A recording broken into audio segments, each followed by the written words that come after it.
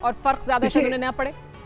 देखिए, रूस ने अपने तेल की कीमत कम कर दी है इसीलिए कि ताकि वो अल्टरनेट दूसरे मुल्कों में अपना तेल बेच सके। हिंदुस्तान के साथ वो तेल बेचने जा रहा है रुपी रूबल ट्रेड के साथ। इस तरह के चाइना के साथ उसका रुपी युआन का हो जाएगा। फिर उसके अलावा इस तरह से उसने बहुत से देशों के साथ वो एग्रीमेंट कर रहा है।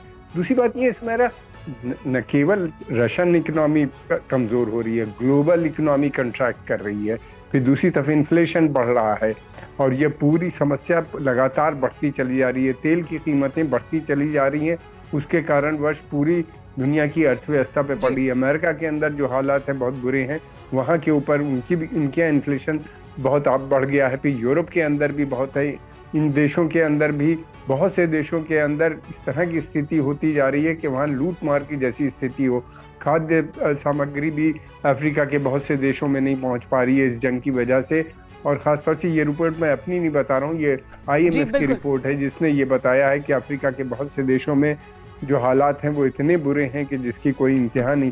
तो सभी देश इस वार से अफेक्टेड है। पूरी दुनिया में जाहिर सी बात है, कोरोना के बाद और उसके बाद लगातार और फिर अब ये युद्ध शुरू हो चुका है और तीसरे विश्व युद्ध की आशंका जाहिर की जा रही है। पूरी दुनिया की स्थिति इस वक्त बुरी है, तो वो उसका प्रभाव शायद रूस पर भी पड़ेगा, लेकिन रूस को और ज्यादा उसका युद्ध जो उसने शुरू किया वो कितना प्रभावित करेगा। एक और बड़ी खबर, रूस के न्यूक्लियर टैक्टिकल वेपन पर CIA चीफ ने दावा किया है। यूक्रेन में अभी टैक्टिकल वेपन का इस्तेमाल नहीं करेगा रूस, ये कहा है।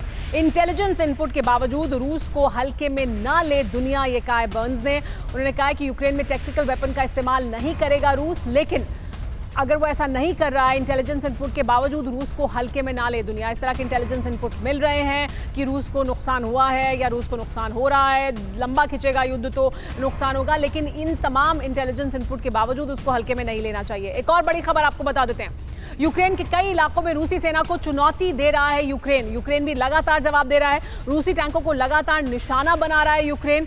ज़ैपोरिज्जिया में यूक्रेनी सेना ने रूसी टैंकों को तबाह किया है। देखिए किस तरह से तबाह किया है रूसी टैंकों को, उसकी तस्वीर सामने आई है। रूसी सेना को भारी नुकसान की भी आशंका जताई जा रही है। ये ज़ैपोरिज्जिया के पास का इलाका है जहां पर रूसी सेना पर अटैक किया है यूक्रेन की सेना ने। यूक्रेन की सेना भी लगातार जवाब दे रही है। ज़ैपोरिज्जिया के पास का इलाका है जहां पर रूसी टैंकों को किस तरह से तबाह किया यूक्रेन की सेना ने, उसका वीडियो सामने आया है।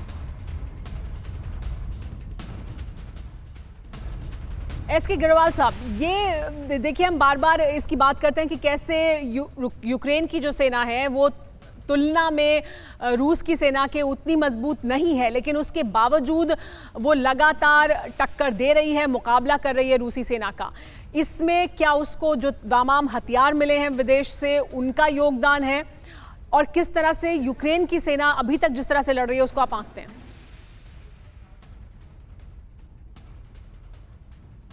ग्रेवाल साहब, आपको आवाज मिल रही है? जी तो मैडम ये दोनों है। देखिए, रूस की एक्सटर्नल लाइंस ऑफ लॉजिस्टिक्स हैं, कम्युनिकेशंस, और यूक्रेन के अंदर ही सामान सप्लाई हो रहा है। ये जो आप इससे पहले दिखा रहे थे कि कैसे वो पुलों को तोड़ रहे हैं, ये एक तरह से उनकी सप्लाई लाइंस को तोड़ने के लिए रूस कर रहा है ताकि उनके सेना के पास फ्रंट पर हथियार नहीं पहुंचे।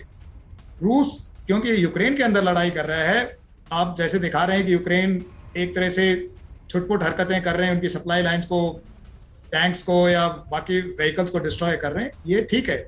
लेकिन मैं तो ये कहूँगा कि आज यूक्रेन लड़ रहा है तो इसीलिए लड़ रहा है कि उसको बाहर से हथियार मिल रहे हैं और बाहर से इंटेलिजेंस मिल रही है, वरना इतना मुश्किल, काफी नामुमकिन था कि इतने दिन तक वो रूस की सेना के सामने सर्वाइव कर। फिक्र आपकी, सोमवार से शुक्रवार रात 9 बजे सिर्फ TV9 भारतवर्ष पर।